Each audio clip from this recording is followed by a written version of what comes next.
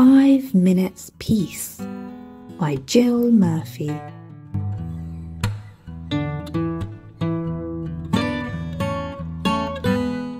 The children were having breakfast. This was not a pleasant sight.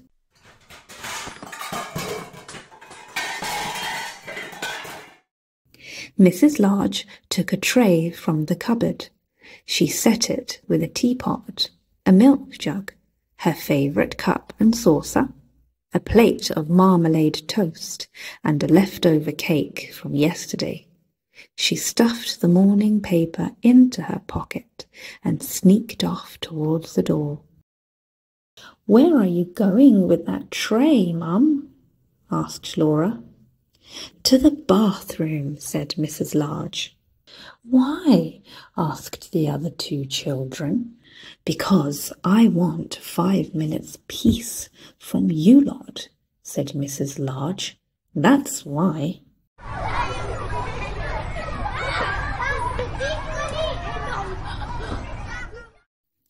"Can we come?" asked Lester as they trailed up the stairs behind her. "No," said Mrs. Large, "you can't." "What shall we do then?" asked Laura. "You can play," said Mrs. Large, "downstairs by yourselves, and keep an eye on the baby." "I'm not a baby," muttered the little one. Mrs. Large ran a deep hot bath. She emptied half a bottle of bath foam into the water, plonked on her bath hat and got in. She poured herself a cup of tea and lay back with her eyes closed. It was heaven. Phew!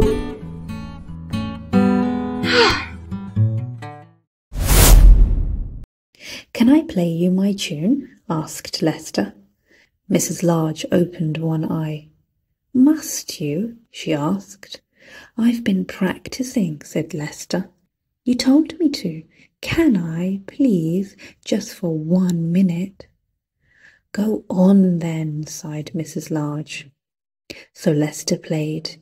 He played "Twinkle, Twinkle, Little Star" 3.5 times. In came Laura. "Can I read you a page from my reading book?" she asked. "No, Laura," said Mrs. Large. "Go on, all of you, off downstairs." "You let Lester play his tune," said Laura. "I heard you like him better than me. It's not fair." "Oh, don't be silly, Laura," said Mrs. Large. "Go on then, just 1 page." So Laura read. She read 4.5 pages of Little Red Riding Hood. In came the little one with a trunk full of toys. "For you," he beamed, flinging them all into the bath water. "Thank you, dear," said Mrs. Large weakly. "Can I see the cartoons in the paper?" asked Laura. "Can I have the cake?" asked Lester. "Can I get in with you?" asked the little one. Mrs. Large groaned. "Oh."